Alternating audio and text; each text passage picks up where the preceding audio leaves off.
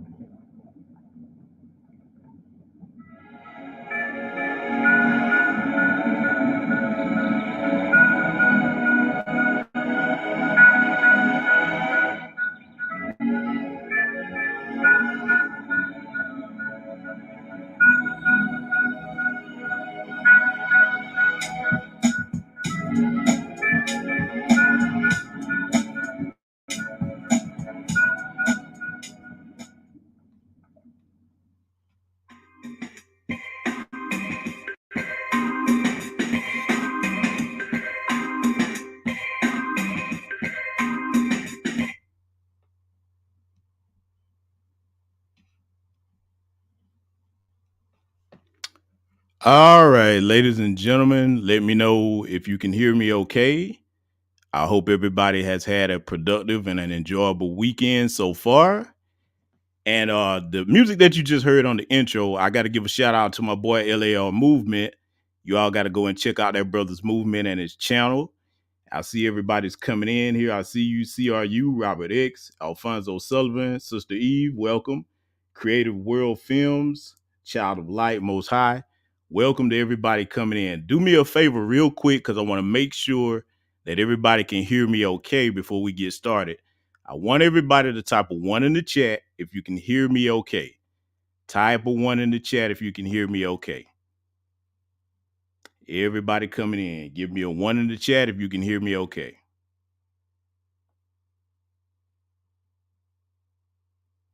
All right, I'm starting to see a couple of ones, All right, all right. I'm going to get started with what we have to discuss because it's going to be self explanatory. Everybody sees the title of the video and the thumbnail. What's more important? Is it recognition or the mission at hand? Okay, so let's get straight into brass tacks. Everybody that follows New Black Media Spaces, here's the deal, right? Over the last week or so, we've seen a lot going on around the country with our reparations rallies, and I'm going to use that terminology. It's better to say rally instead of pull up because the media is very deceptive. That's why we have New Black Media over here to counter the narratives of the mainstream Mayo media. And let's go ahead and explain why it's better to use the term rally than pull up. Some of you may disagree, some may agree, but as any of you saw, and first of all, I'm proud of everybody that did go out there and try to get the message out, but we're going to have to explain a couple of things. So it's better to use the term rally instead of pull up because when those armed groups show up out there and they start chanting things like, we don't say hands up, we say shoot back, that might sound cute until the media gets a hold of it and they start spinning things the way they have been. Okay. So as we've seen, a couple of the brothers and the sisters in Security Tribe took issue with New Black Media not covering it. And that's for a couple of reasons, right? It's no disrespect to them and their work.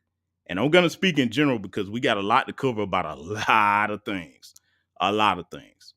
But if you don't reach out to people beforehand, if you don't try to do it in a way where you discuss what the messaging is going to be, if you don't try to make connections with people that can actually meet you on the ground to get things accomplished and make sure everything goes organized, then a lot of people, especially those of us who are older, we would take the position of, okay, that might be interfering with them if we haven't directly spoken to a liaison that has given us clearance to cover things. See, let's explain something about media, right? Media serves a purpose for the people, okay? So if you are going to cover something, especially of that importance, of that magnitude, you need to have made contact with the people that are on the ground. That way everybody's on the same page, because who's to say if some of us started covering it and we might have said something that they didn't agree with or what have you. In other words, everything has to be organized, right? Okay, so that's the first thing I want to go ahead and get out of the way. The second thing we got to address is when it comes to dealing with any type of movement, as we've seen, if we study our history, okay? When you look back at, I always like to point out Malcolm X and Martin Luther King. Everybody knows that early on, they did not agree and did not have the same ideology, okay? And that's going to be expected. Nobody is going to agree with 100% of everything that somebody says. That's just not going to happen. And I'm going to tell you why that will be counterproductive. You see, where we are in the hour of our history, ladies and gentlemen, we have a great opportunity to do something that has been unprecedented, because I wholeheartedly believe we are going to get those reparations. That there's no doubt about that. We're going to get those reparations. We've got a lot of people that have come out and they've said things in a manner where, like, some people might be like, okay, my method is different from yours is different from mine. And unfortunately, we've started to see people butt heads. Okay. People start to butt heads when they have different ideology.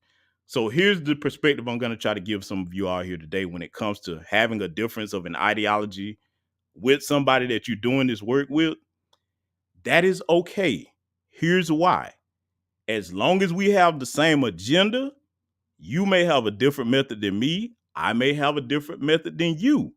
But what matters is, okay, we got the same agenda. You may have to go your way. I may have to go mine, but we're all headed towards the same goal. And in us finding out that we have those differences, let me tell you what we don't have to do.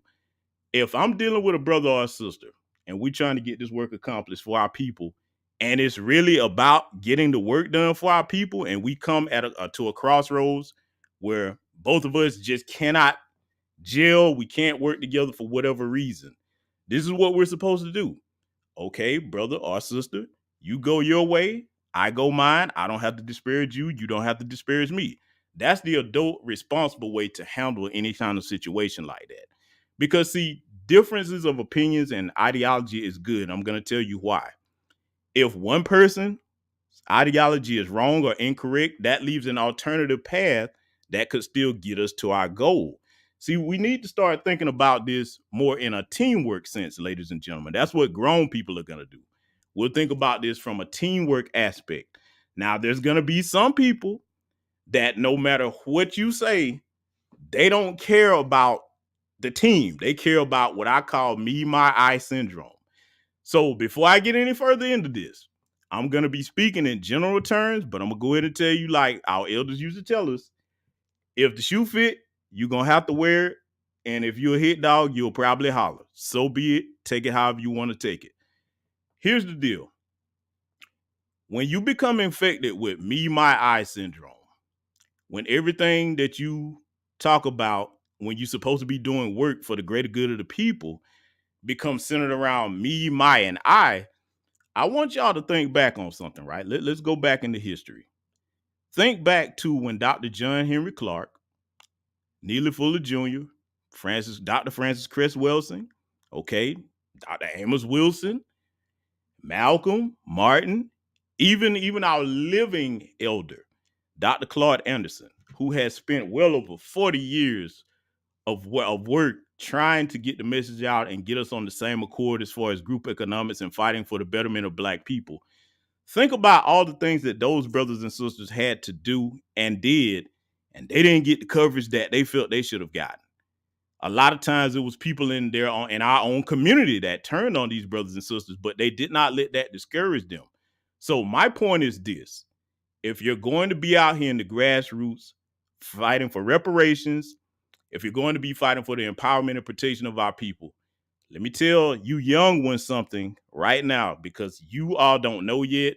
And so you have to be taught. So hopefully you will hear this with a humble ear and listen to what I'm about to say. And for you older ones that should know better, you pay attention to sacrifice. Every generation before us, in order for us to be here, had to sacrifice. That meant sacrificing time with family, sacrificing pride, sacrificing ego, because that can be the most destructive thing of all. If you come into anything with an ego turns into selfishness, and then there comes envy with that. And that is very counterproductive. It puts you in a very weakened state, because understand something. This has been a common denominator throughout every movement in history. Don't you understand that when you are in close proximity to these white supremacists, as we have been for hundreds of years in this country, that they study us? Some of these white supremacists know us better than we know ourselves. This is the biggest ongoing social experiment as far as studying human behavior that we have ever seen, okay, in a racial aspect. So what they'll do is they'll pay attention to any infighting, any bickering, and what will end up happening is they will isolate those people. And let me tell you why that makes you weak. Because when you become envious of your brothers and sisters, what's going to happen is the white supremacist is going to say, okay, I see you have this ideological disagreement with a couple of people in your movement. Let's study that. And I'm telling you how these agents think, because I know them very well. They sit back and make note of that. Then the next thing they do, they start seeing what your interests are. They start looking at you and seeing if you go to clubs. Do you like to drink a lot? They're trying to see if you get high. They're looking at all these things. So what they're going to do when they get ready to approach who they have designated to be the weak link from minutes of years of studying, months of studying, whatever the case may be, they'll be right out there marching around with a sign with you. You won't know it's an agent. And the next thing they're going to do is start talking against people in your movement. Then if they pull you to the side and blow smoke up your ass and make you think that you're so much better than somebody else, then comes the bribe, whatever that bribe may be. It might be money. It might be whatever drug you own if you're the type of person that does drugs. It might be status. It might be close proximity to somebody of recognition and importance that they see you admire. They will come at you with whatever angle that they can to get you to turn on everybody else. We've seen that in this movement when you look at the Dr. Perry's, when you look at that rat William O'Neill. I mean, I could name on and on. I always try to get our people to go back and look at history because we've seen every play that they have to throw at us, ladies and gentlemen. So my thing is, and for my part in New Black Media, as one of the voices of New Black Media, I always try to bring the focus back to let's not let them beat us the same way over and over again. We've got too much game footage of the past to study to make sure that that does not happen. For those of us that really do care about getting this work done, okay? We care more about us because, see, everything that we do right now, and I'm using myself in this because I'm not perfect. I'm not above anybody. I got my flaws just like everybody. I'm out here doing the best I can with what I have, my networks and connections to try to get this mission accomplished from my end and my expertise. You have to remember this. When it comes to dealing with your brothers and sisters, you have to have patience, okay? If you don't have patience and if you don't go into this thing with the attitude where, okay, if I have to get up and it's just me by myself, I'm going to do everything that I can as much as I can, however I can. That's the determination and the dedication that you have to have because, see, for me, I'm going to tell you what drives me. Getting reparations and along with that, getting our people in a protected state where we can defend ourselves from these goddamn race soldiers and make sure we have justice. And along with a bunch of other things in our community that we have to clean up amongst ourselves as Black people. Here's what motivates me. It's not just about my lifetime. It's about the future, okay? See, when I look at where we are right now in this movement, we have Generation X that are on code. We have millennials that are on code. We are the only line of defense for Gen Z and the other generations behind them because they're too young to understand any of this that's going on. So they can't afford for us to have petty differences with one another. And it gets to the point where we start making it personal beef is more important than the movement at hand. See, for me, if I start seeing anybody move like that, I'm gonna have to back off from that because at this point, you know, we reached a crossroads. I can't follow you down that road because when you know better, you do better.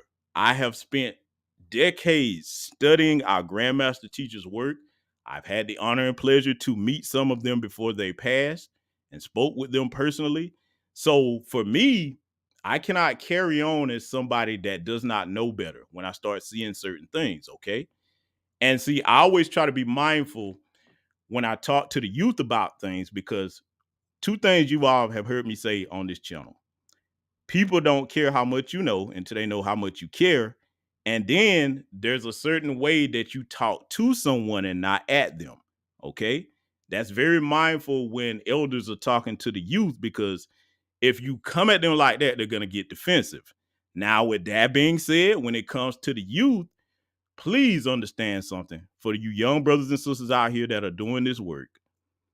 When you have people like our brother Tariq Nasheed, our brother Jason Black, our brother Professor Black Truth, okay, those are the main three channels that everybody considers New Black Media. Then you have other channels around them, our brother Torian Rain, okay. You have a lot of other younger people, men and women alike, Sister Taisha Essex, okay. You have a lot of them. I'll be here now. If I didn't name your channel, don't take offense to it. I'm just making a point. There's a lot of other channels. Outside of those main 3 channels that I mentioned, though, there's one other channel, Brother Philip Scott. Okay, if you don't get your news from those 3, a lot of people are gonna go listen to Brother Philip Scott.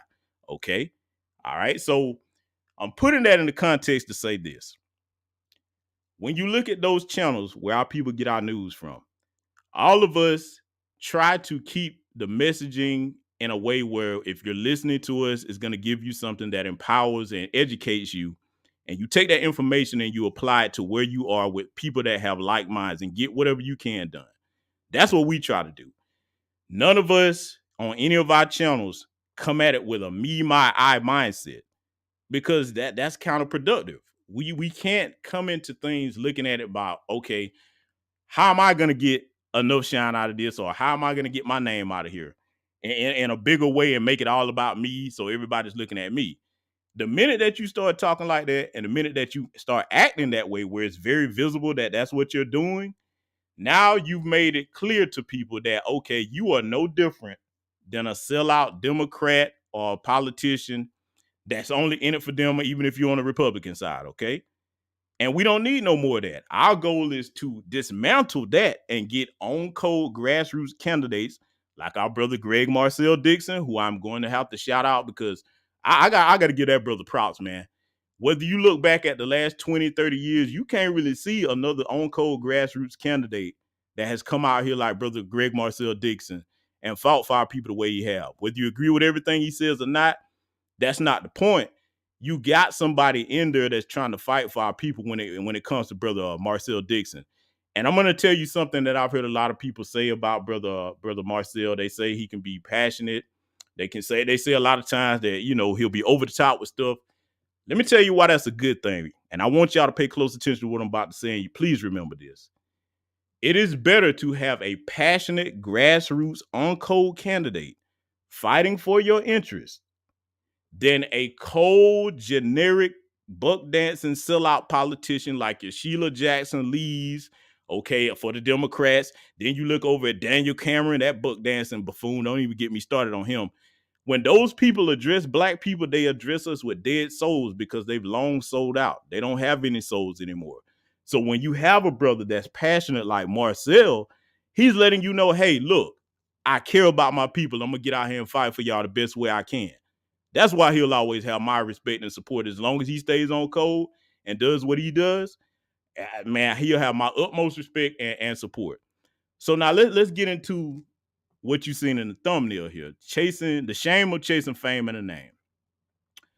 I'm going to tell y'all something, man. I've been doing this work myself well over 20 something years. And a lot of you see that I don't even have a lot of time to be online and go live. A lot of time, if y'all see me on Twitter tweeting something, I'm doing it on the go. I'm in a noisy environment. So to all you brothers and sisters out there that have invited me on your platforms or wanted me to come speak, don't take it personal. It's just I actually am very busy. But I had to make time to speak on this. When it comes to chasing fame and a name, it's not just some, and I'm going to say some because it's not all the people over there in Security Tribe, but we've all seen who the main people are. Some people, when it comes to chasing fame and a name, it's not just the younger people. You got older people out here sitting here counting people's pockets. Then they try to hide behind this one. Now, I want to put y'all up on some game. Be careful of these people that's always running their mouth talking about show your work. And I'm going to tell you why. Showing your work is very important. It is. There's a time and a place to show your work. However, in every movement, there are going to be people working behind the scenes that don't need to do that. And they're content with not doing that because they understand that sometimes you get further in silence than you can running your mouth. See, the other thing about the people that's always talking about show your work, show your work, show your work, let me tell you why that doesn't really matter. If you sat here and pulled out receipts going back 2 decades, they still find something wrong with it. See, I'm bringing that up because I want every one of you that's in this chat room and anybody that listens to this on the playback, I want you to understand one thing. No matter what walk of life you come from in Black society, everybody can do something. We all can't do everything, but everybody can do something. There is enough work to be done in our community where all you have to do is turn around in a circle and pick any direction and go in it. There's work to be done. Some people are better working with children. You have some people that are good writers that are good to go out and write media articles. You have some people that are better organizers. You have some people that are better fundraisers. You have some brothers that are they're about security. Okay. You have some people that are good with business deals. Okay. My point is, whatever your lane is, I don't care if you flipping burgers at McDonald's. Hell, that is a skill set that we might be able to use. Take pride in whatever you do and just get with like-minded people and be the best that you can at whatever your lane of service is to your people. That's the way I want y'all to start thinking out here, okay? So this is why you will never see or hear me belittle anybody that's doing anything out here. Everybody has a place. This is a machine with many moving parts, okay? And that's the way we better start looking at this, because see, when you look at white supremacy, that is a very complex machine. Look at the systems that they have to work against us and undermine us. So the last thing that we need is to have people within undermining us on the same level as white supremacists, okay? Because we surrounded on all ends. We got these tethers we got to deal with. We got white supremacists. We got buck dancing sellouts. Okay, so the last thing that we need is to deal with internal conflict from people that are chasing fame and a name. See, understand something, right? When you take aim at people that have been doing this work for decades on end, online and offline, people that have actually sat down with some of our grandmaster teachers to learn directly from them, this is where you need to check yourself at, right? And I'm talking to whoever this applies to. So, like I said, if the shoe fit, I'm talking about you. When you start coming after people like that, first thing you need to ask yourself is, if you pulled out your resume of whatever work you're doing, can that resume match that other person's if they were to sit down and pull out theirs? I want y'all to stop and let that sink in for a minute. If you pulled out your resume as a young person because you're critical of the elders doing things out here, could your resume match that person? Okay. And I'm saying that to get you to think, because let's just say your resume can match that person that you disagree with. Here's what you should do. When you think that you have an innovative idea, or if you think that you have a better way, you approach that person, you bring forth the idea, and you have a conversation with them. See, understand something when you're talking to our people, family. I'm going to tell y'all something that a lot of y'all probably hadn't even stopped to realize about yourselves. It is a hard existence in America as a black person. Whether you're a poor black person, middle-class black person, or you're one of us that has done very well for ourselves. That's a hard existence because we are all treated the same by the system of white supremacy. So that brings about a lot of stress. In some ways, it's like walking around with a constant suit of armor on. And so a lot of times, out of frustration from not being able to solve the problems and deal with white supremacy the correct way, we will turn that rage and that energy on each other, okay? Because going to attack another black person or whatever, that's an easy target, man. That's an easy target. Just like them clowns that did what they did to our brother PNB Rock there. It's easy to run up on another black person. My question to you is, are you willing to apply that same energy and fervency to going after white supremacy and solving problems in black people's behalves? Because see, let's just say you do fall out with your brother or sister, right? I'm gonna show y'all something, man.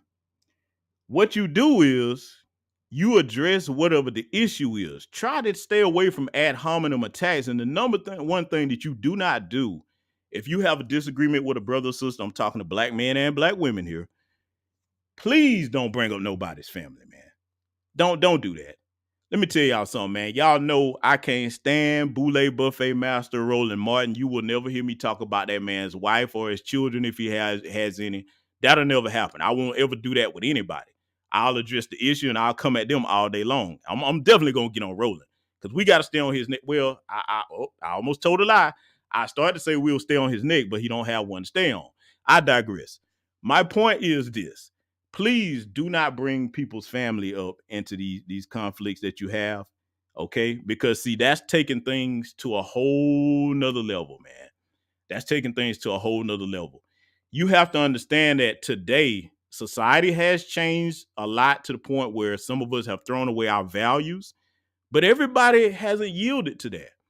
Especially when you start looking at those of us in Generation X and older, there are still a lot of us on here out here that cling to some type of honor code and value system. Okay. And that means, okay, look, if I got an issue with you, we can call each other everything but a child of God, but leave our children out of it. We should at least have the decency to do that. Okay. I want y'all to please try to remember that. Okay. And see, if you're dealing with somebody that you find exhibiting that behavior, if you're not going to check them or try to pull them to the side, let me tell you something, man.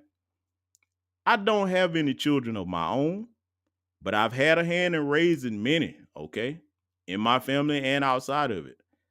Understand something, man. When you start talking about people's flesh and blood that they brought into this world, man, that's bringing a whole nother animal out of those people, especially a black father that loves his children.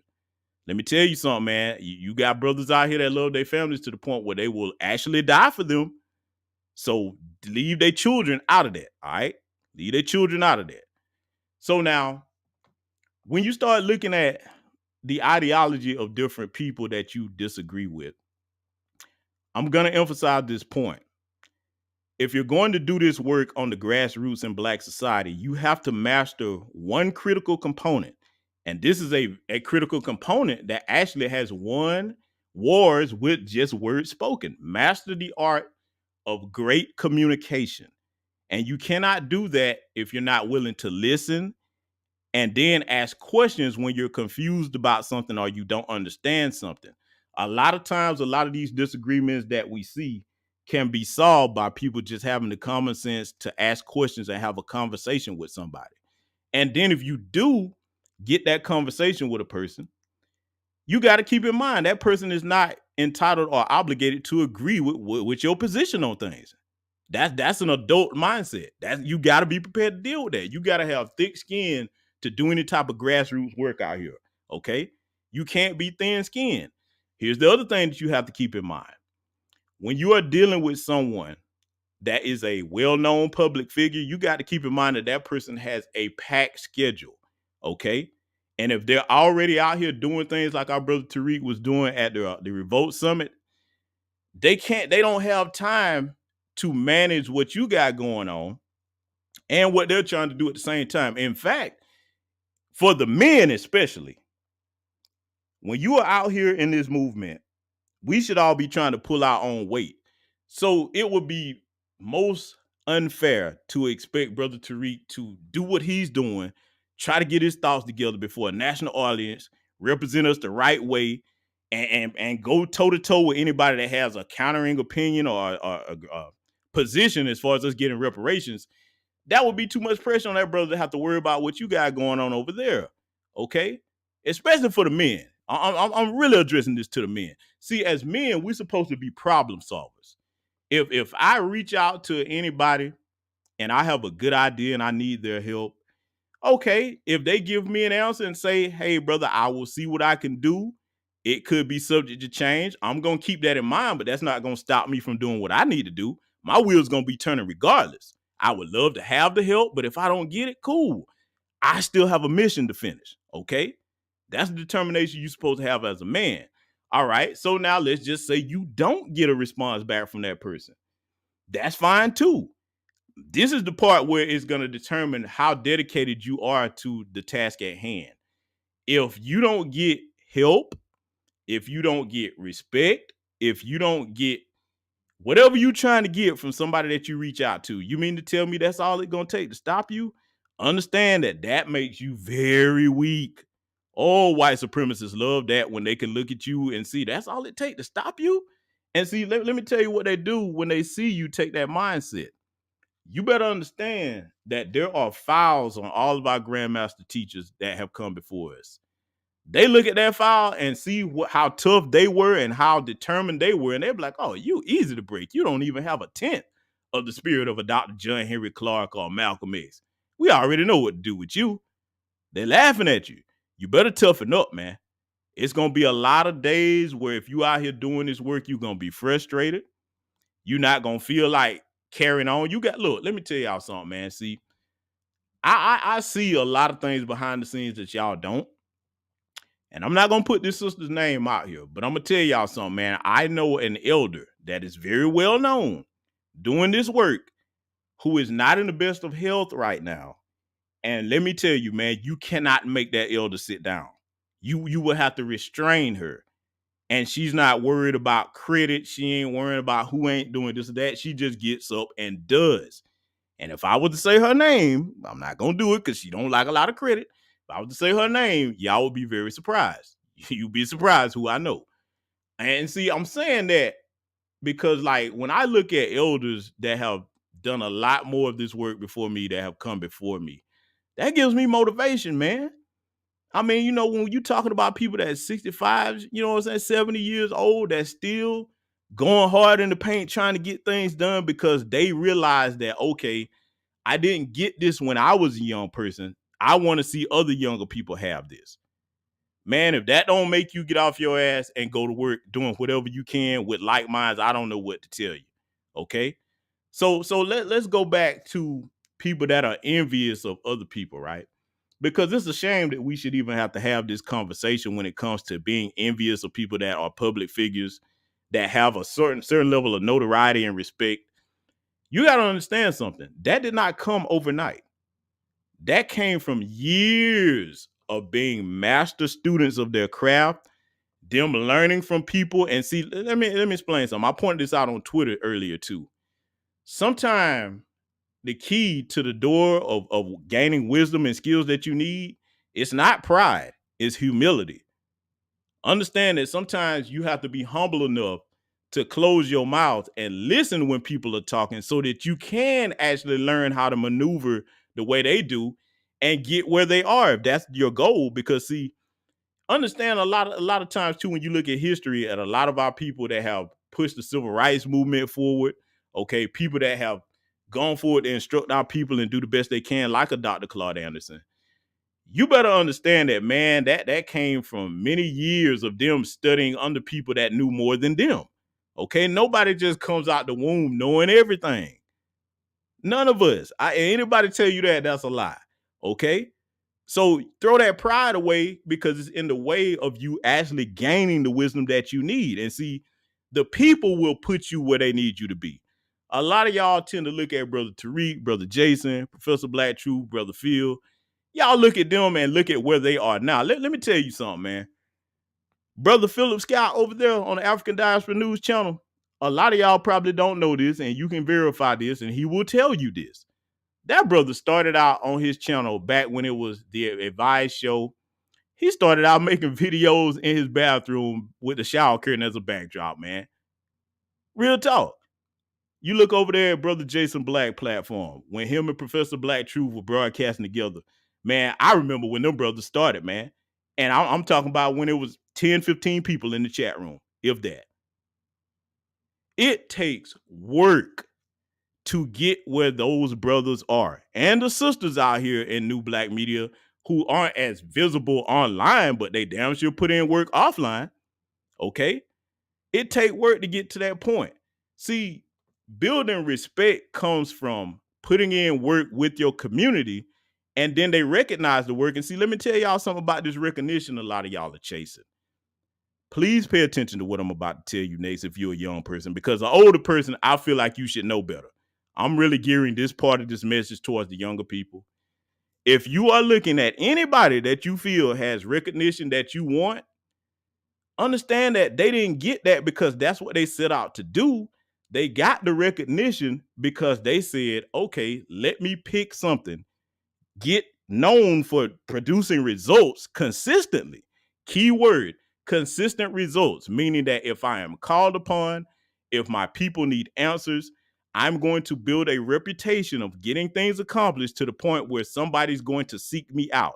That recognition becomes automatic because you are now so skilled and so good at what you do that other people are going to seek you out without you having to ask. Look, y'all don't understand it. If you become very good at what you do out here in this grassroots work, A lot of y'all think y'all ready for that type of recognition, man. Let me tell y'all something, man. You will never hear me brag about the stuff I do. There are people that I have worked with on and offline that know how much I do. The reason why I'm so busy that I often don't have time to be online much. When you get to the point where you are known as a reliable problem solver, people will not stop calling on you to do work. A lot of y'all ain't ready for that, man. See, when I listen to the brothers over there that were complaining about not having coverage and people not giving them enough notoriety, respect, what have you, I don't think a lot of them understand what it's like to wake up with a book calendar for an entire month where you have engagements and obligations to people and you traveling from one end of this country to the other. Man, do y'all understand how much of a strain that is on a person, man? And then see, look, and it gets to the point where if you are very booked, you have to have assistants to help you keep up with things. Now, for somebody that has a family like Brother Tariq, anybody that's a family person or is married with children, man, y'all know how hard that is just raising your children, especially if you're trying to do a good job.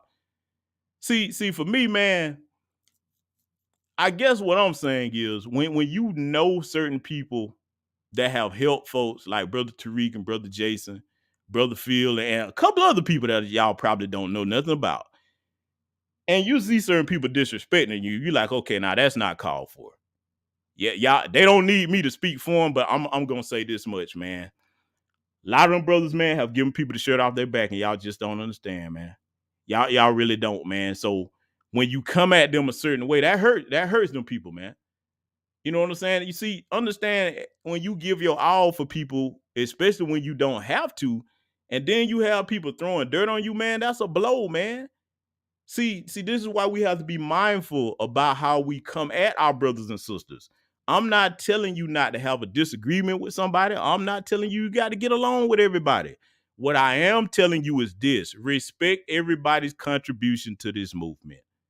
And if you see that you cannot get along with your brother and sister, then go your way and do your brother or sister no harm. Please don't do that. Don't be a hindrance to your brother and sister. See, if I'm working with somebody, man, and we trying to get something accomplished, and we get up to a point where I see that we have to go our separate ways, I'm not gonna, wish them any ill will. You know what I'm saying? If anything, if I can't be a help to you, I'm going to say, all right, look, we might can't work together on this, but hey, you got my number. If you need me, I got your back. See, I want y'all to start thinking about it like this. We better try to not burn bridges to the points where if we have to actually deal with these white supremacists and they actually come for us in any type of manner, you should be able to pick up the phone and call another brother or sister that you had a disagreement with. And it should be thought of like this. This is what I like to say. Think of that as your family, your extended family, and you should have the mindset of, okay, if they touch one of us anywhere, they got to fight us all everywhere.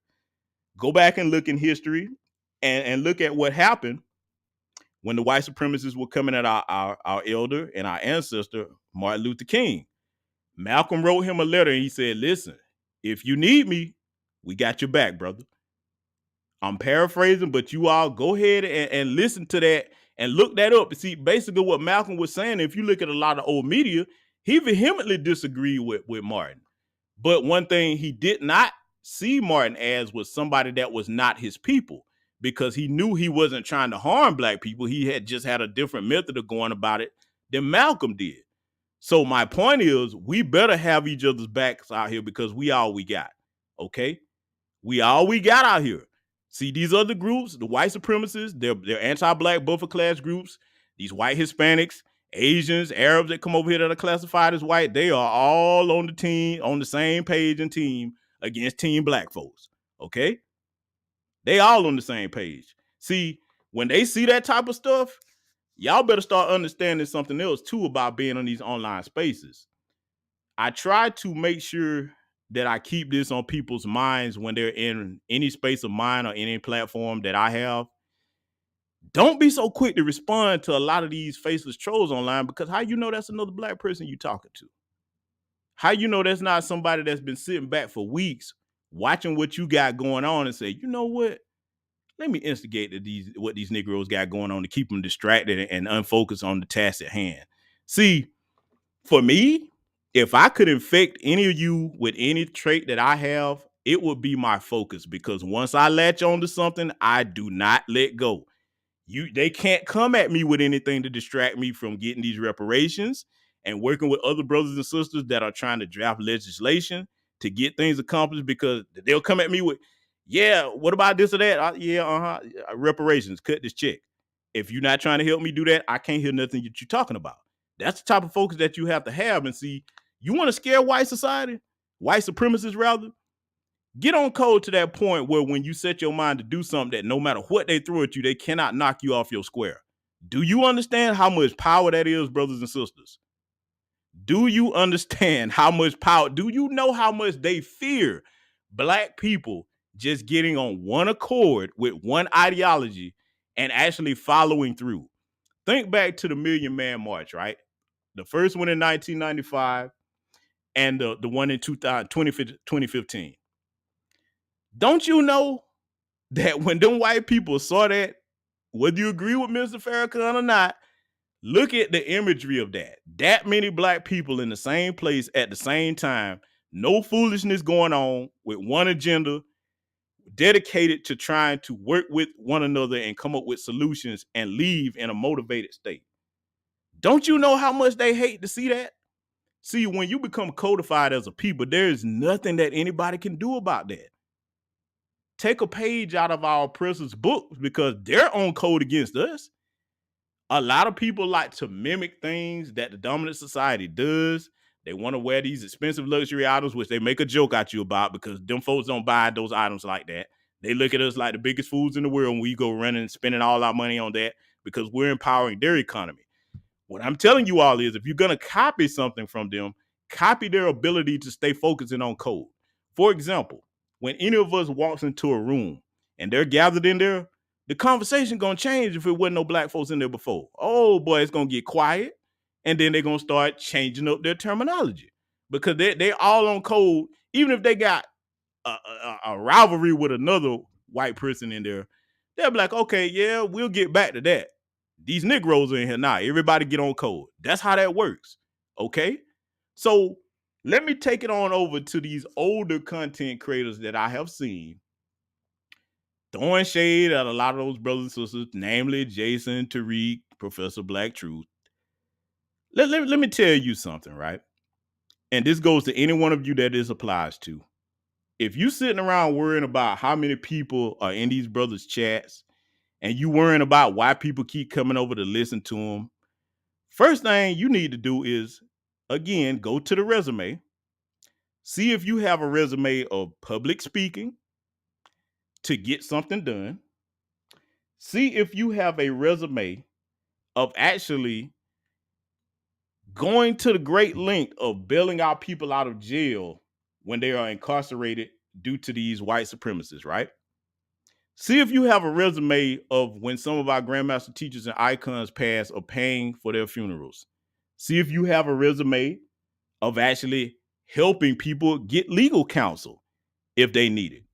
See if you have a resume of employing black people around the country. See if you have a resume of actually being able to make phone calls locally and get charges dropped on black people.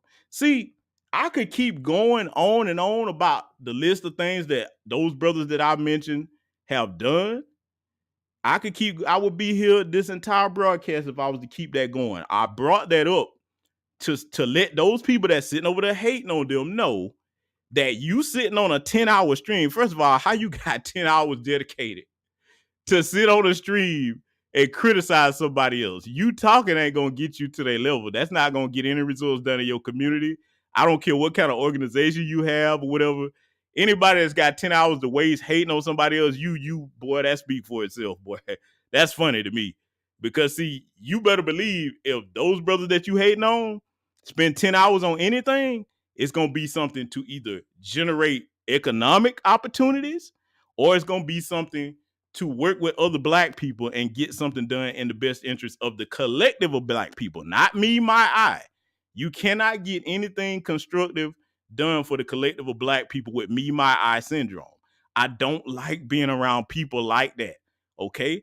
Look, People that have talked to me offline, man, that know me personally, they'll tell you they have to fight me to get me to take credit for something because I don't care about that. My satisfaction is mission accomplished. I'm the guy that's on the battlefield where if we've taken out a target and we've got that one done and there's more to go, I'm not celebrating. I'm calling for intel on the next target. Point me in that direction. Let's go. That's how my focus is, okay? All this taking credit for stuff. See, sometimes you got to look at our history again. I cannot stress that enough. Sometimes we gain victories and we'll celebrate for 10 damn years. Understand when it comes to taking credit or victory laps, nobody's gotten a check cut yet. Right now, California is doing everything that they can to get the language right. They're doing everything they can to make sure there's no trick bag turns coming in. It takes a lot of team effort, work, and dedication, not just one person with me, my eye syndrome. It's a team of people working together to make sure that we get the results that our people deserve, because that's on the state level. They're talking about paying reparations, but this is going to set the model for the rest of the states. And the ultimate goal is to get it paid at the federal level. That's the goal. But until we can get that done, we start where we are and work together to get that accomplished. Everybody across the nation right now should be trying to work in a constructive manner to lend what you can to those brothers and sisters over there that's on the ground, okay? So it's good if you go out and you have a rally to bring awareness and draw attention to it, but if you don't get the results that you wanted, don't let that discourage you to the point that you start swinging back on your other brothers and sisters. See, I want to give every one of y'all in this chat a bit of game and advice that I think you'll all be able to take with you and use. Whatever goal that you have set for yourself, whatever you're trying to accomplish out there, I want y'all to remember this. If you start out, because that's the first thing you have to do, you have to take your ideas into manifestation in the real world. If you start out and you do something and you fail or it doesn't go as you want to go, what you do is take notes, you go back to the drawing board, and you see where you need to make improvements. Sometimes that means, okay, I did everything I could do. Let me reach out to a brother or sister that has more expertise than me in this particular area that I'm trying to get something accomplished in. That's what you do. There's never going to be anything constructive coming from lashing out at your own people. That is wasted energy. And the other thing that it wastes, please, ladies and gentlemen, listen to me. I'm going to tell you something. Now, I don't want you to ever forget this. Time. Time is the most precious, non-renewable resource that any of us have on this planet. Time, okay? Don't let anybody or anything waste your time. Sometimes we can be the biggest wasters of our time. See, looking at another brother or sister and being envious of them or hating on them, that doesn't make you have what they have. It's not going to make you a better speaker. It's not going to put more money in your bank account. It's not going to make you a smarter person. It's not going to gain you anything. What it does, I'm going to tell you what it does do. See, listen to me. When we say the term hater, you need to understand what hater is. Hater is not hurting the person that you hating on. Hater is hurting you because you are wasting your time and you are stagnant in one place, not moving anywhere forward towards what you want to accomplish or anything else. The entire world passes you by when you stand stagnant and you hate on another person. That does you no good at all. You want to be the most ineffective person in the world? Be a hater or hang around people that just sit around hating on other black people. See, look, let me tell y'all something, man. Even people that I disagree with politically, as y'all know, I'm not conservative or liberal. I'm team black empowerment. Even those people that I disagree with, if one of these buck dancing coons were to come up with something that helped black folks, okay, I'll call them out on all their other coonery, but the thing that they got going on that's working, oh, I'm in full support of that. You won't hear me say a bad word about it. If it's some type of program that's helping black children or bringing economic capital to us, and I see there's no trick bag in it, hey, I might say, hey, look, I don't disagree. I don't agree with your cooning, but I support this move that you got here because we are in a state in our society where we can't afford to drop the ball, brothers and sisters. We cannot afford to drop the ball. We can't. We have no reason to drop the ball because, see, This is something else I want y'all to think about, right? Think about today. Most of you in here right now, you're on a laptop, a smartphone, a tablet, some type of device like that. Okay. We have information at the touch of our fingertips that can connect us to people around the world. So when you put that into the context, I want y'all to follow me and really feel what I'm about to say. If one of us could go back in time with the technology we have available to us and put a smartphone in Dr. John Henry Clark's hand, huh? Put a smartphone in Dr. Francis Chris Wilson's hand. Let's take it on further back. What would happen if we would have put a smartphone or a laptop in our sister Ida B. Wells' hands? Y'all see where I'm going with this?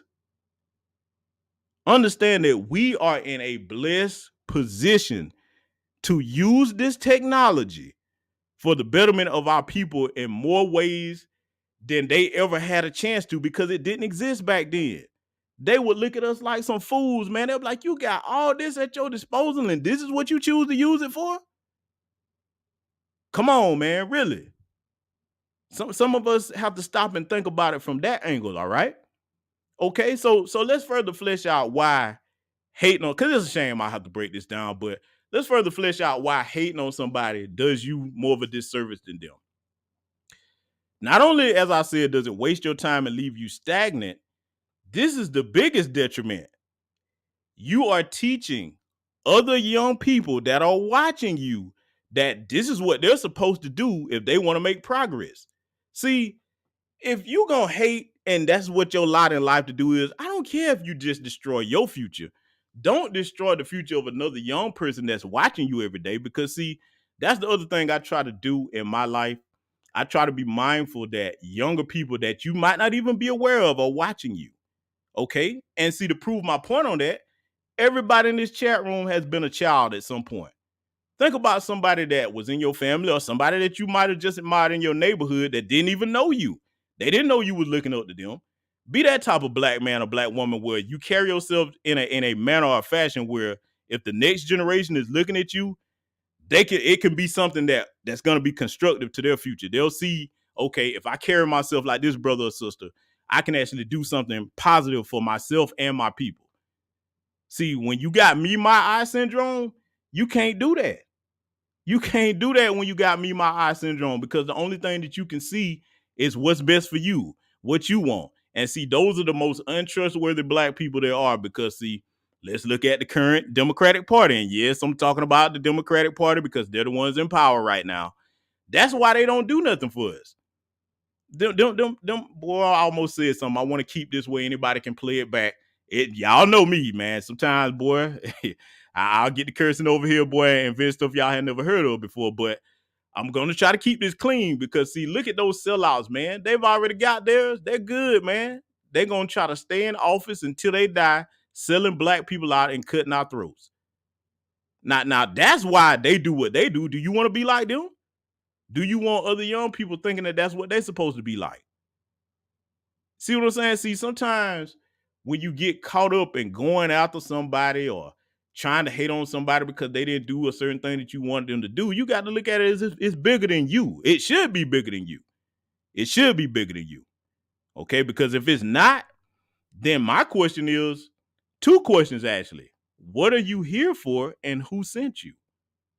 Oh, yeah, that's the question I have to ask is who sent you? Because, see, imagine all of us together at a meeting and we're trying to get something constructive done for the greater good of the community, right? And then somebody come into that meeting and start trying to shift the energy and the focus onto non-constructive foolishness. Somebody start talking about mixtapes or sports or just anything that doesn't have nothing to do with the conversation. So at that point, I got to look at you like, why are you here and who sent you, Negro? Yeah, see, to me, when you start talking about agent behavior, when you come into a place where there's a singular agenda and you try to shift the focus of that, who sent you? Y'all better start being mindful of that while you out here. And see, look, I'm gonna tell y'all something too, man. And particularly, this is why I want to talk to you sisters out here, because salute to y'all. I am so proud of those of you that are on code, that stand with brothers out here, that don't fall into that gender warring and none of this foolishness. I'm very proud of y'all. We have to remind them sisters of that, brothers, because see, we don't have a lot of them. We don't. So when we do find the ones that are actually on code and are actually serious about getting things done for our people, we have to make sure them sisters are encouraged. Here's the thing I want you to remember, ladies, in particular. Everything does not need a response. Everything does not need a response. And I'm not picking on you because a lot of y'all know I'm traditionally old school black masculine. I can be accused of being a bit chauvinistic. That's not what I'm doing. I want to put this where you absorb it. So don't get all offended like, he's trying to tell me something. No, just calm down. We know y'all strong and independent. We got that. Just calm down. The reason I'm telling you that everything does not need a response is this. Your power comes not in speaking, but in silence and action. I'm going to say that again.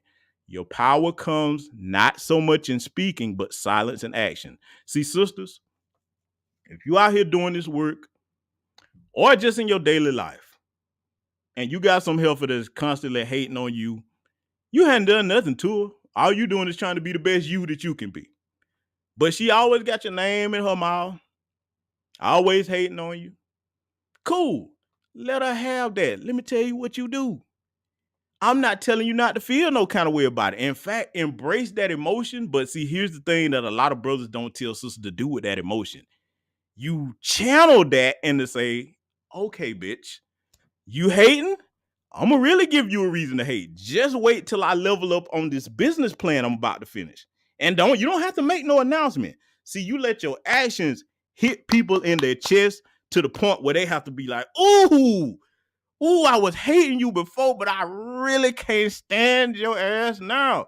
That's where you twist the dagger in, where you calm, you cool, and you quiet.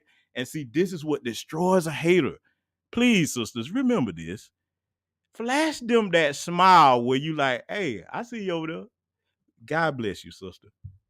Oh, yeah. See, sometimes you can really hurt people by being kind and condescending. I'm telling you, that hurt worse than you cursing them out of anything. And then if you really want to get them, somebody come back and tell you something, because a lot of times people be trying to instigate stuff with y'all, man. Somebody come back and tell you something, just get to the point where you be like, oh, okay, that's good. I feel you. Now, I know that's easier said than done. Don't get me wrong. I know it's easier said than done. But the reason I'm telling you this, sisters, is fall in love with accomplishments. Fall in love with getting results done to the point where when somebody starts talking about you, they're going to have a lot to talk about. And see, this is the greatest thing that you can do as far as maintaining your focus. Let it go in one ear and out the other and just get back to working on what you was doing, okay? That's all you got to do. I know it's hard, but trust me, once you start putting that into practice, you will love how that feels. Oh, you'll love how that feels. You'll be like, oh, this is nice. Boy, and see, it's kind of comical too, because they be pulling their hair out, hating on you, got your name in their mouth, and then the only thing that they see is people around you give you more respect because of the way you carry yourself. Don't never let trash drag you down into the garbage with them, sisters. Hold yourselves to a higher standard. So that's the portion of advice that I have for the sisters. Now, brothers, I gotta go here with some of you. This is gonna be a hard pill for some of y'all to swallow. And I have to include myself in the collective of black men, even though I go out my way not to carry myself this way. If you do see some sisters that are caught up in a personal beef with one another, and they try to pull you into the middle of that, and you cannot get them to listen to reason, or if you cannot get them to focus in a constructive manner, what you do not do is take sides. Don't let some female that has a problem or a disagreement with another woman over something petty make you their little personal attack dog. That is an embarrassment for a man, but I'm going to tell you why. When you become somebody's little personal attack dog, you basically on a leash. If you are on a leash, you cannot lead as a man. You are being led. Our primary focus and responsibility in our community as black men is to step up and take the lead. We cannot lead when we are being led around the nose by somebody's personal beef. Don't ever let nobody put you in that situation, brothers. The best thing you can do, especially if you can't give wisdom or impart peace to the sisters and get them to listen, you just let them know, well, hey, look, I'm neutral. I ain't got nothing to do with that. It's other things to do. I can't, that's between two women, and no man belongs in the middle of two women business anyway. Okay. And those of you that applies to, you know who you are out here. Some people, man, they'll put that little wind up crank in your back. Y'all know, like them little toy soldiers. You got a lot of these dudes that are soft and simpish out here that'll let women put a battery in their back and wind them up like little toy soldiers. See, let me tell y'all something, man. For men, we should know better than to do that, because what we do as men has immediate consequences. Sometimes you sitting here letting somebody lead you around by the nose that might get you in a situation that you're not prepared to deal with. You better start thinking about it from that angle, okay? Always be mindful that when somebody starts gossiping to you or telling you about what somebody else did, you better keep in mind that there's two sides to every story. And if you don't have the full picture on something, if it doesn't personally involve you, if you cannot get them to see reason and go their separate ways in peace, best thing to do is stay out of it. Stay out of it, okay? We have too much work to do in this phase of this movement that we got going on across the nation now to get these reparations. Men are gonna have to be men. A lot of y'all are starting to seek attention, just like some of these young schoolgirls out here, man. And I gotta say it, man. I was talking to my cousin about this just earlier today, and I had to admit it. And hey, ladies, look, I used to be the type of guy where when we always come out with the stereotype that women gossip more than men. I like, no. I'm starting to see some men out here, boy, that they got the women beat, man. I just got to call it like it is, and I hate to say that. Look, man, that's an L that we are taking due to some of these soft ass dudes out here. That's got to stop, man. And I mean, look, we're gonna have to start carrying ourselves in a way where when that kind of energy comes around us, when you start hopping into these spaces and you start whining about what another man doing and watching pockets and gossiping and babbling about stuff that you heard and can't confirm to the point where you lying on that person, that strips you of your integrity and your credibility. And other men are not going to take you serious. Other men ain't going to take you serious when you do that. Look, one thing that everybody that knows me can say is, if I do have an issue with somebody, I'm not going to make up no lie on that person. No, I ain't going to do that. I ain't going to do that. If what I have to say about you is not rooted in fact, I'm not going to say nothing at all. See, you don't let you get to a point where you have an issue with a brother or sister to the point where you start making up lies on them, okay? Because, see, lies are easily verifiable with the truth. So when people find out that you told a lie on that person, now everything you say has to be brought into question. I want y'all to keep that in mind when you're dealing with people out here that take that route and start just saying any and everything about somebody just because they have a disagreement with them. See, for me, if you have not cost me blood or money, I can forgive most things, okay?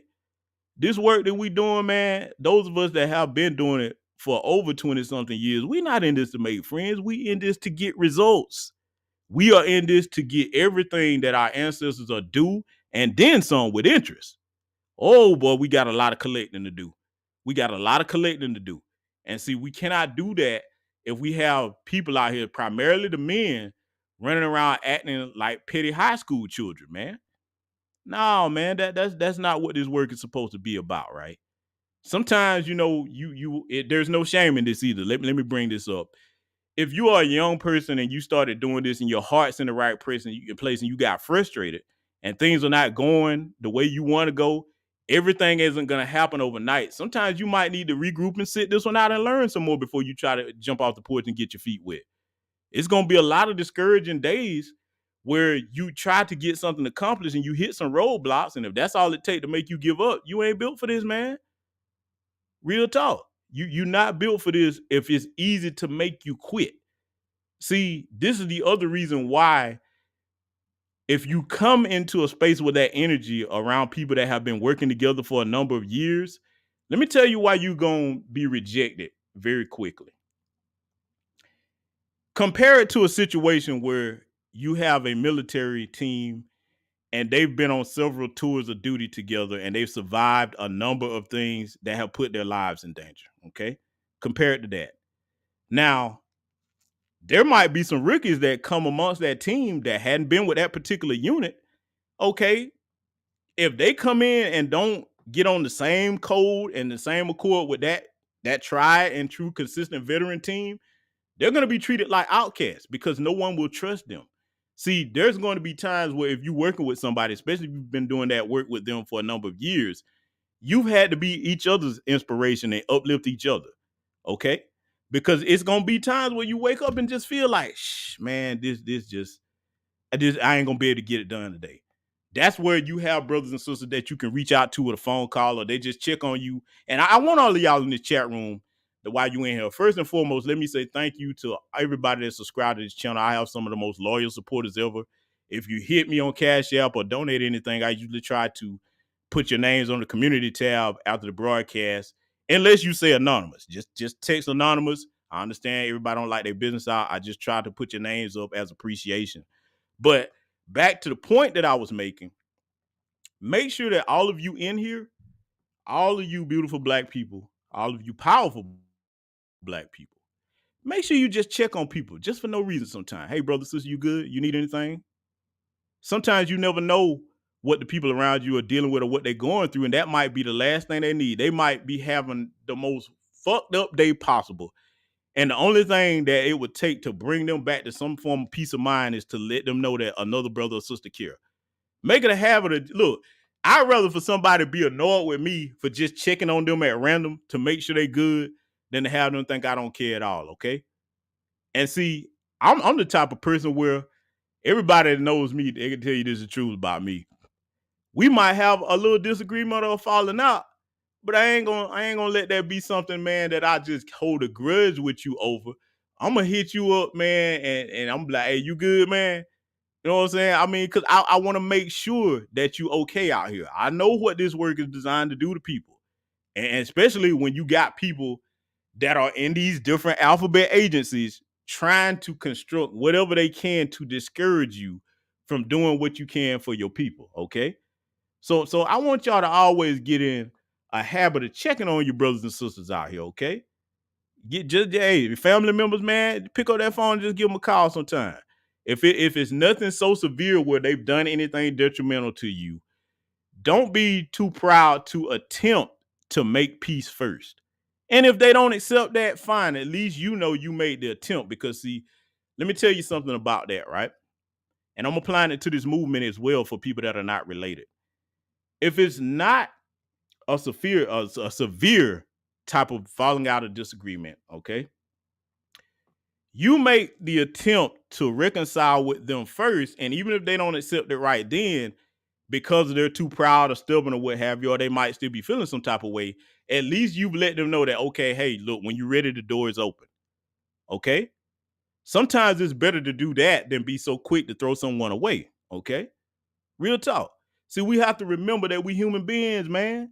Sometimes as black people, man, we are so hard on ourselves to the point that we forget that we human. And I know why. I understand why. Because see, when you study our grandmaster teachers, right, and a lot of their work, you start to remember and see how they were treated by the white supremacists, and their main goal is to dehumanize us. So a lot of times when you are given treatment that dehumanizes you, you internalize it and then you inflict that upon other people.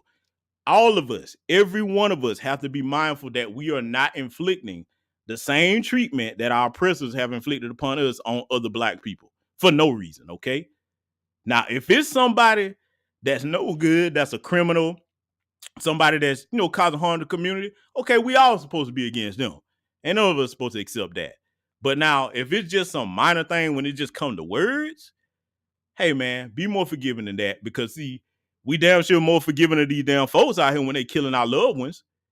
You know what I'm saying? I mean, think about it now. All these people, man, that's like, oh, I forgives. I ain't casting no hates in my heart. Not yeah. See, we quick to do that with them white folks, but why we can't give our own people that same forgiveness? Okay. Now, of course, there are lines that can be crossed. Let's make that clear. Like I said earlier, when you start talking about people, children, and their family, that day, I understand that's going somewhere else. But as far as just ideological disagreements, you might have had a spat here or there, comment was made here or there. Sometimes we got to get back to what we did as kids, man. Just roast each other, man, and then after that, let that go, man. See, ask yourself this question for the black people that's in here. When it comes to things that are not particularly egregious, do you hate that black person that said something to you more than you hate these oppressors that want you dead? Do you? Just asking a question. I'm just throwing that out there. Think about that sometime, okay? Do you hate that black person that had never put hands on you, cost you nothing? Do you hate them more than you hate these oppressors and white supremacists that raining down hell on our people nonstop day and night? Y'all got to understand something, man. The reason why I am diligently focused on maintaining my focus on what's important is I understand these people get up in the morning, white supremacists, with black people on their mind. You've heard a lot of silly Negroes say, man, white folk don't even be thinking about y'all. Bullshit. Do you think that these people could maintain this system as long as they have and they ain't thinking about black people every day in and day out? Do you really think that these people get up and just go, oh, that's just more black people? Because see, if it was that way, it would be easy to dismantle the system. Think about it now. If they wasn't focusing on us day in and day out to the point that they have this system going to the point where they set up all types of oppression against us, think about it. We would be able to dismantle this thing overnight if that was the case. No, they have entire think tanks on what to do with us. Because see, here's the thing that I want all of you in this chat room to remember. The reason why I try to encourage all of my people when I speak to you. White supremacists understand one thing when they look at us. I remember coming across a clip online where a sister was saying, what did we ever do to these people for them to hate us so much? And I'm going to tell you what we did. It's one word: survive. Survive. Why am I saying that? They look at everything that they've inflicted upon us and they know that if this had been inflicted upon them, they would not be here. You think that they could have survived slavery if the tables was turned and we actually were wicked enough to inflict that on them, which we're not as a collective? Do you think that them people would have made it through all of that? They can't even stay out in the sun long without getting sunburned. Man, them people would have died within the first 1 or 2 generations. Seriously. So when they look at you and they see that you are the product of ancestors like John Horace, okay? You're the product and the ancestors of Nat Turner. You're the product and the ancestors of Ida B. Wells, okay? You're the product and the ancestors of all the Gullah Geechees that fought all these battles and gave these white supremacist hells. You the product of all of these ancestors that we have that they know the history of better than us because they hide a lot of the truth about our history. When they look at you and see that, they are afraid. You hear me? I don't care what they tell you, because see, here's why I know they're afraid. If someone is inferior to you, as they say, right? If I think you're inferior, I'm not really going to have to spend a whole lot of time constructing complex systems and undermining you and cheating you. You inferior. What I need to do that for? You inferior. I can just leave you alone and laugh at how incompetent you are. You don't construct complex systems and maintain oppression against somebody that you consider inferior. You do that for people that you consider superior to you. You think I'm kidding about it? Okay, let's go here with it. How many of y'all have seen the uproar that they had? I'm pretty sure everybody in this chat have seen it by now. The uproar that they had when it came to the Little Mermaid situation, right? How many of y'all saw that? A fictional character, and they up in arms about it. Oh, they pissed off. You know why they pissed off about that? See, when you know that your history consists of stealing things from people, the greater majority of their history is a bunch of murder and theft. Okay, you have to make up things and to celebrate. All right, you have to be proud of fantasy things. We have real history we can celebrate. So when they see something changing and it starts to reflect us and those things that make them proud of themselves, even if it's fictional, they lose their minds. See, let me touch on this real quick. I'm pretty sure that y'all have seen. Hey, shout out to you, Sister Cyan Logan. So salute everybody that's just coming in. I'm trying to teach our people something here in a constructive fashion. Think about, you know what I'm saying, the situation with Lizzo and that so-called crystal flute that James Madison, the slave owning president, had. The reason why people are so pissed off about that, a lot of people are confused. Let me tell you why. Whether it's that crystal flute that belonged to slave owning James Madison, whether it's a Confederate flag or a Confederate statue, those are not just items to white supremacists, right? Those are symbols of power and oppression. Those are things that black people are supposed to come nowhere near. Those are things that are supposed to be maintained and kept up because, see, that's how they keep passing it down from generation to generation like family heirlooms, okay? That's the reason. Okay, so a lot of y'all probably like, what's the big deal? Nah, man, that's a symbol of something that oppressed, that belonged to somebody that oppressed us. And they're like, how dare you put your hands on it? Now, a lot can be said about them making a spectacle out of Lizzo. I ain't gonna go there in this broadcast because that's a whole nother broadcast, man. But my point is this: at the end of the day, no matter what we doing out here, make sure that you focus on the right things, okay? Make sure you check yourself and grab yourself when you see yourself about to go off the rails with somebody. Sometimes consider this. Sometimes consider that my best route of approach might be to just not respond and just put more focus into getting something done. Because, see, sometimes the best way for somebody to correct themselves is when you stop dealing with them and then they have to think about, okay, damn, this person ain't really rocking with me like that no more. They'll get themselves together. And if they don't get themselves together, guess what? That is good. That is good. See, people that ain't worth a damn, they are repelled by people that are actually out here building. See, that's the reason why a dusty dude ain't gonna come nowhere near a bunch of productive, successful black men that's out here building things, because he's the inadequate one in the group. He's the one that's gonna feel out of place. The only thing he can talk about is playing video games or sports or whatever, when the rest of the brothers are talking about the things that they got going on in the community, the things that they're building, the things that they're trying to get together with other like minds to accomplish. A clown ain't gonna be able to do that. So anytime you see any of these spaces that we have online or offline, and you see the clown come amidst you, that's the weak link right there. That's the one that you be like, okay, yeah, we can't include that joke in that. That's nobody even take serious. Keep your eye on them, because that'll be the one that they'll infiltrate and use to sabotage. But don't take nothing they say serious. I always look at them as the designated distraction. I always look at them, I'm gonna say it again, as the designated distraction. I always think, okay, somebody probably sent you over here, man. Somebody probably sent you over here. So, I hope that during this broadcast, y'all was able to get something constructive out of it. I just wanted to take the time to address a lot of what we see going on and see, like I said, a lot of those brothers and sisters over there do mean well in Security Tribe. So we can't just say it's all of them. You're going to have some people trying to have you take sides with this one or that one. Listen, communicate with whoever you want to communicate with, as long as they on code and they trying to get something done at the end of the day. Don't turn it into high school and teen sports, man. You know what I'm saying? Just be mindful that, okay, whoever you dealing with, if they rocking with people that's, off code or shady, just keep it in mind. You can't tell another grown person what to do or what not to do. Okay. My only encouragement is just make sure that whatever you're doing out here, you working with brothers and sisters that have the same goal, that have the same agenda, and that value getting something done for the community in the same capacity as you do. Okay. And the other thing that I'm gonna get ready to close the broadcast on is this.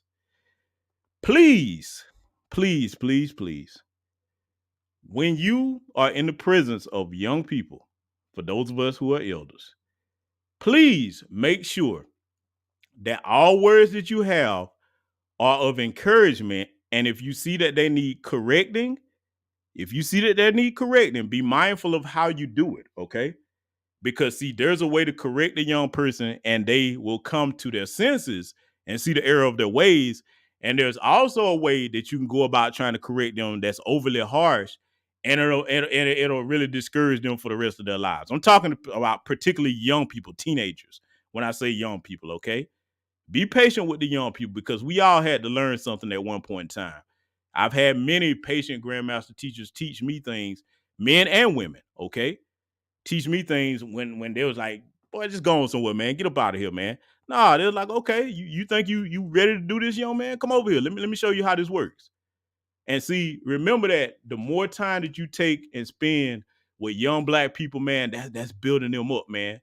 We got to build them up because everything outside of our prisons is designed to tear them down and destroy them. We got to shed a lot of love and surround our young black people with love. The young teenagers that's coming up out here, surround them with as much love and encouragement as you can. And make it. We got to get back to the point where even if it's not your children, if they're in trouble, they should be able to come to another black person about something.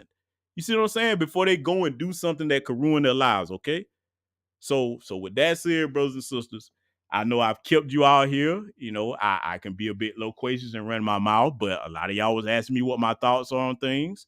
For those of you that are just coming in, welcome to you. You'll have to catch the playback because we're going to wrap things up. I'm going to let you beautiful black people get back to enjoying your Saturday. I am actually holding you under oath as I close this broadcast that if you have been stressed out, if you have been worried about anything, hey, man, go find yourself a quiet place, chill, throw on some good music. It's going to be all right.